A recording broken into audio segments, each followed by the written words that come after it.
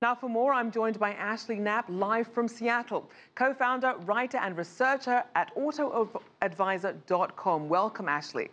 Hi. Now, how realistic and how much of a gamble is Volvo's goal of only making electric or hybrid cars from 2019 onwards? I actually don't think it's a gamble at all. A matter of fact, it's brilliant that they've taken the leadership position while they're moving into the luxury car market. So Volvo will be a vivacious competitor to Mercedes and Lexus, and this is wonderful for Geely in China. Now, speaking of China, the biggest car market in the world, what role does China play in this decision by Volvo, both for consumers and in terms of manufacturing?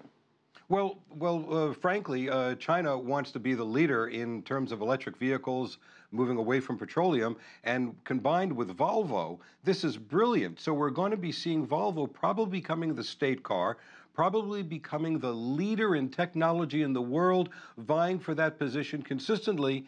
And I think in the next 3 years, I think the rest of the world is going to wake up to the strength of Volvo and their technology. So put this in perspective for us. How big of a deal is it that we're seeing these major automakers really planning for the end of the combustion engine?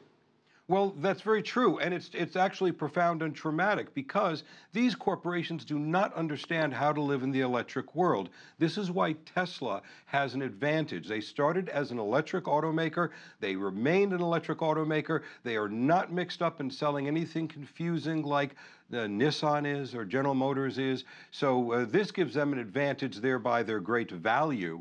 Volvo's grabbing it with an existing car company. They're moving into the luxury market. They're very solid, showing wisdom.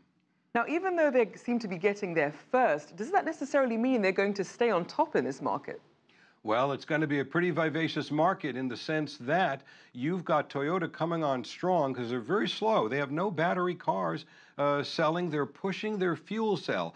In the future, we as buyers want to stay away from fuel cells. Batteries will be giving us over 400 miles of distance. This is plenty good for a luxury automaker or for an urban automaker. So Volvo is doing a good thing, but Mercedes is getting into position, and the smart car division of Mercedes is aiming directly at China and going for the 150 cities of over 1 million population.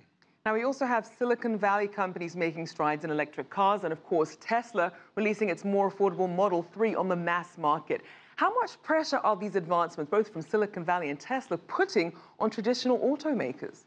Terrific, terrific pressure. You could not have greater pressure. This is wonderful of capitalism. It does not matter really what governments are power in the world anymore, because people around the world want clean ways that are simple to transport themselves, that are reliable. The electric car will do that. Even more so, electric bicycles will do that. So Volvo is exerting terrific pressure. As Bob Lutz told me, General Motors wouldn't have been selling electric cars if it wasn't for Elon Musk and Tesla. So Volvo now is a big player. This is wonderful for all of us. Now, it's one thing to actually have the cars, but what about the infrastructure? How far has that gone in terms of progress for the infrastructure for having these electric vehicles in place across multiple markets? You know, that's part of the baloney that we're all handed.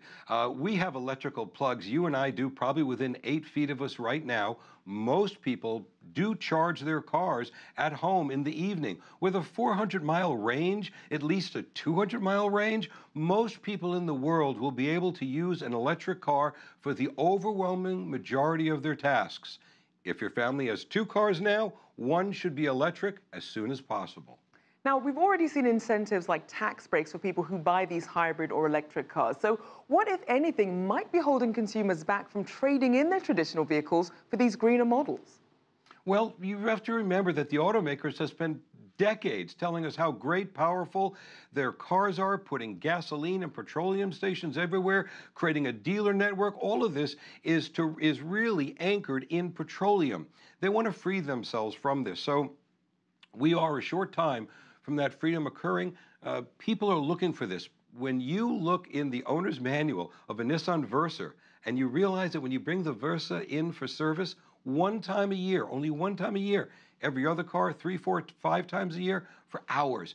Electric cars do not steal our time. There is no need for waiting rooms. They're impressively reliable, and they have hundreds of miles of distance, and all the batteries we needed are already perfected, but no one's saying this enough. the American people, as well as the new population of Chinese buyers that are coming into vehicles, they will love the independence, the electrical car. They will not be tied to a petroleum company, and you can fill up at your home at night while you're resting. Certainly appealing there for consumers as well as their wallets. Thank you so much, Ashly Knapp, co-founder, auto writer and researcher at autoadvisor.com.